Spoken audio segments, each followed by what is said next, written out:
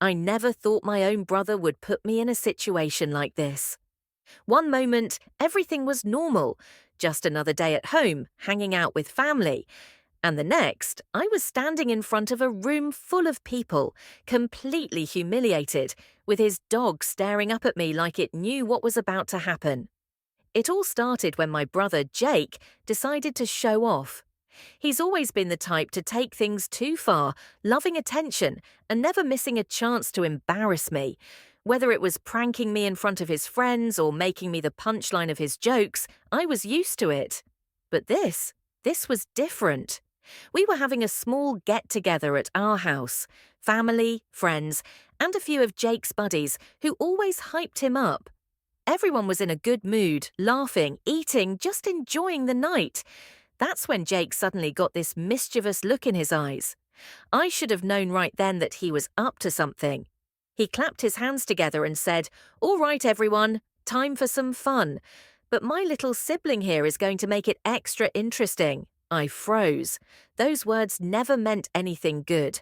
And then he whistled, calling over his dog, Max. The big golden retriever trotted over happily, tail wagging, completely unaware that he was about to be part of whatever twisted idea Jake had come up with. "Come on," Jake smirked at me. "You're not going to back out in front of everyone, are you?" The whole room turned to look at me. Some people laughed, assuming this was just another harmless joke. Others leaned in, curious about what Jake was planning. I felt my stomach twist. Whatever it was, he had already set me up. If I refused, I'd look weak. If I went along with it, well, I had no idea what I was walking into. Max sat at my feet, his tongue lolling out in that innocent way dogs do, and I wished I could trade places with him. I glanced at Jake, hoping for some sign that he was just messing with me, that this was all some big joke that would end in laughter. But he was serious, grinning like he had just won something. "Come on," he urged. "You have to do it." I looked around. Eyes were on me, waiting.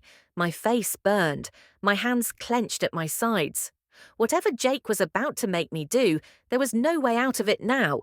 And then, before I could even open my mouth to protest, Jake made his move, turning the entire room's attention onto me and Max in a way I never could have expected.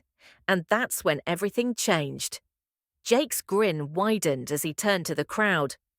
"All right, everyone, get ready for this," he announced, his voice full of excitement. My stomach tightened. I could hear people whispering, laughing, waiting to see what ridiculous thing he had planned. Meanwhile, Max sat beside me, completely clueless, his tail thumping against the floor like this was just another game. Then Jake pulled out his phone. That's when I really started to panic. Whatever this was, he wanted to record it. "No way," I muttered, shaking my head. "Oh, come on," he said, nudging me playfully but with that same smug look. "It's not even that bad. Just do it and we can all move on." I glanced around. Some of his friends were already holding up their own phones, ready to capture whatever humiliation Jake had in store for me. My parents were too busy talking to notice what was happening, and everyone else? They were just waiting to be entertained. Jake crouched down and ruffled Max's fur before looking up at me. "You remember that thing we used to do when we were kids?" he asked. I swallowed hard. I knew exactly what he was talking about. Back when we were younger, Jake always found ways to push me into embarrassing situations. One time, he made me stand on our front lawn and pretend to be a statue while people walked by. Another time, he convinced me to sing the national anthem in the middle of a crowded store just to see how long I'd last before running away in embarrassment. And now, here we were again. Only this time, it wasn't just a silly childhood prank. We weren't little kids anymore, and the stakes felt so much higher. Jake turned to the crowd, hyping them up even more. Trust me, this is going to be hilarious. I felt my fists clench. I hated how he could do this, how he could put me on the spot and somehow make it seem like I was the one being difficult if I didn't go along with his games. Max let out a small bark, wagging his tail, still completely unaware of the tension in the room. I wished I could switch places with him, that I could just be a carefree dog instead of standing here with all eyes on me. Jake leaned in closer. "Just do it," he whispered, low enough that only I could hear. "Or I'll make it even worse." I stared at him, my heart pounding. He wasn't joking. He had something else planned if I refused. I took a deep breath, knowing I was trapped. Whatever was about to happen next, I had no choice but to go through with it. I felt trapped. My mind raced, searching for a way out, but there wasn't one. Jake had already set this up too perfectly. If I refused, I'd look weak. If I went along with it, I had no idea how much worse it could get. People were watching, whispering. Some were laughing like this was the funniest thing in the world, while others looked genuinely curious. And then there were Jake's friends, the ones who always encouraged him, the ones who thought everything he did was pure comedy. They were the loudest, egging him on, making sure I had nowhere to run. Max nudged my leg with his nose, probably sensing something was off. I wished, more than anything, that he could somehow get me out of this. But he was just a dog, completely unaware that my brother was about to turn him into part of his latest scheme. "Come on," Jake urged again, his voice lower now, like he was getting impatient. "It's not a big deal." But that was the thing.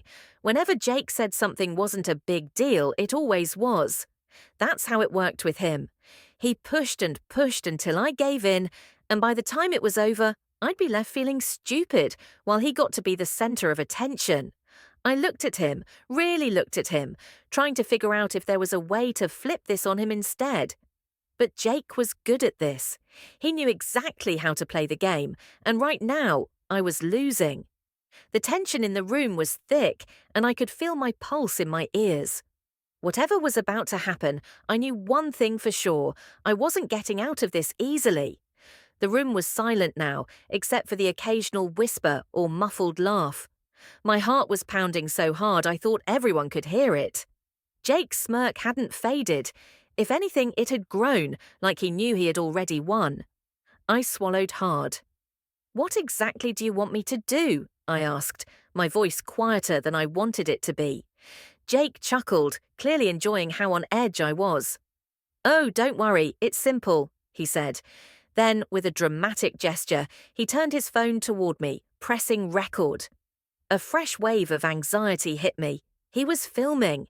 Whatever this was, it wasn't just for the people in the room, it was for everyone. My stomach twisted. "Come on, don't make me wait," he said, his voice dripping with amusement. "You wouldn't want to disappoint everyone, would you?" I could feel the heat of dozens of eyes on me, my hands clenched into fists. This was exactly how Jake operated, turning things into a performance, making sure I had no way out. I glanced at Max, his tail still wagging, completely oblivious to the pressure crushing down on me. Jake's friends were barely containing their laughter now, leaning in like they couldn't wait to see what would happen next. I could hear one of them whisper, "This is going to be hilarious." I took a slow breath. My mind screamed at me to fight back, to find a way to turn this on Jake, but I had nothing. My throat felt tight. My legs felt frozen in place. And then, just as I thought things couldn't get worse, Jake took a step closer, his voice low but clear enough for only me to hear. "If you don't do this," he whispered, "I'll make sure everyone sees what I have on my phone." I stiffened. My breath caught in my throat. Whatever was on that phone, I knew it wasn't good. My blood ran cold. Jake's smirk never wavered, but his eyes held something different now, something sharper, more calculated. He wasn't just messing with me anymore.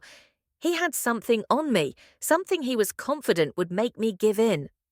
I forced myself to stay calm. "What are you talking about?" I whispered back, my voice barely steady. Jake tilted his phone slightly, just enough for me to catch a glimpse of the screen. My stomach dropped. It was a video. I couldn't tell what it was from the quick flash I saw, but I knew one thing. It had me in it. Panic clawed at my chest. I racked my brain, trying to figure out what he could possibly have. Had I said something embarrassing? Had he recorded me without me knowing? My mind raced through every possible scenario, each one worse than the last. Jake leaned in even closer, his voice just a breath away. "If you don't do this, I'll send it to everyone, and trust me, they'll love it." I felt sick. He had me completely trapped.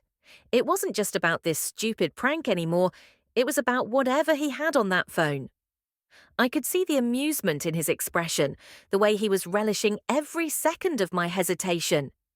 He knew he had won. I glanced around the room. People were still waiting, watching, expecting something hilarious to unfold.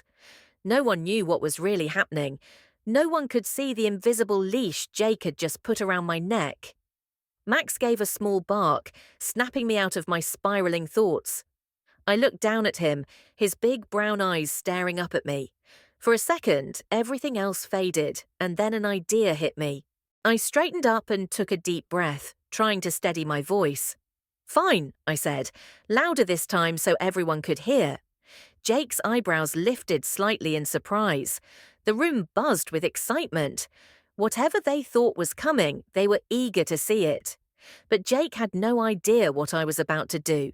If he wanted a show, I was about to give him one, but not the way he expected.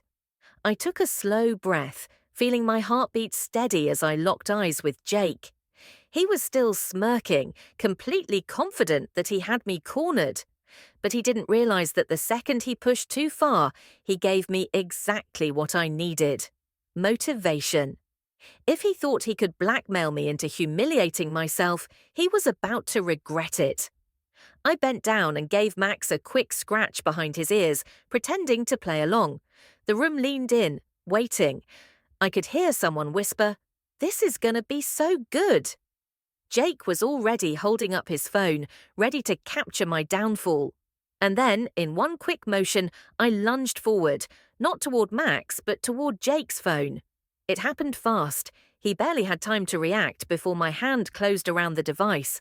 I twisted, using the surprise to my advantage, yanking it right out of his grip. Gasps erupted around the room.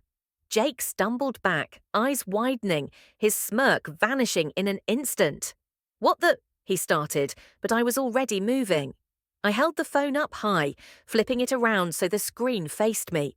My fingers flew across it, tapping into his videos, scrolling past random clips until— there it was.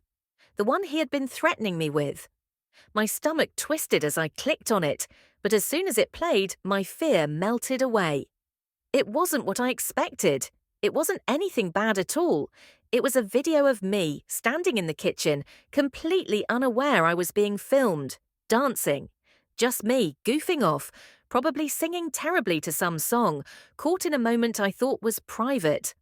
I almost laughed. That was it. That was his big weapon. Jake lunged at me, trying to grab his phone back, but I was faster. "Oh no," I said, holding it just out of reach. "You wanted to share this with everyone, right? Let's do it properly." I turned the screen to the crowd and pressed play. Laughter exploded around the room. Jake's face turned red, not mine. He had been so sure this would ruin me, but now he was the one shrinking back, suddenly looking ridiculous for making such a big deal out of nothing. Max barked again, as if cheering me on. Jake glared at me, but there was nothing he could do. I had flipped the game on him, and for the first time he was the one who had to take the embarrassment.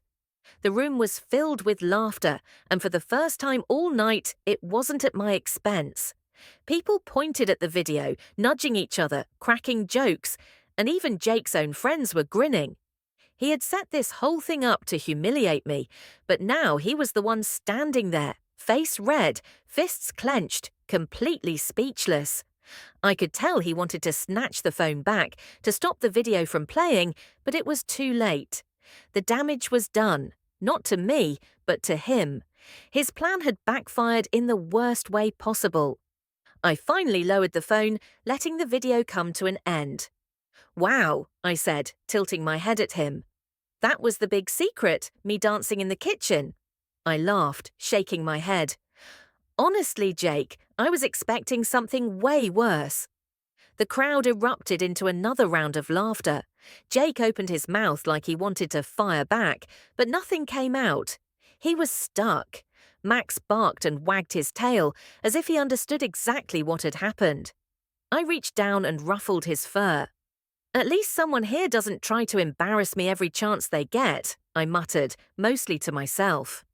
Jake finally let out a frustrated sigh and rolled his eyes.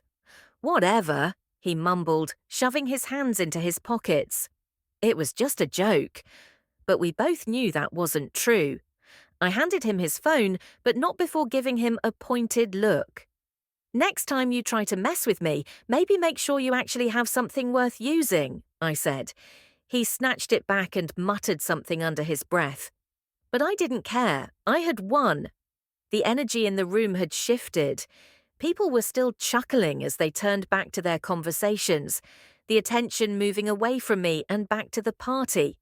The moment was over, and I had come out on top.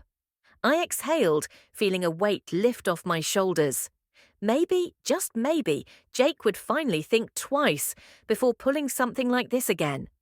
Max gave my hand a quick lick before trotting off to chase after someone holding a snack. I smiled. At least one good thing had come out of tonight. I knew who really had my back, and it definitely wasn't my brother.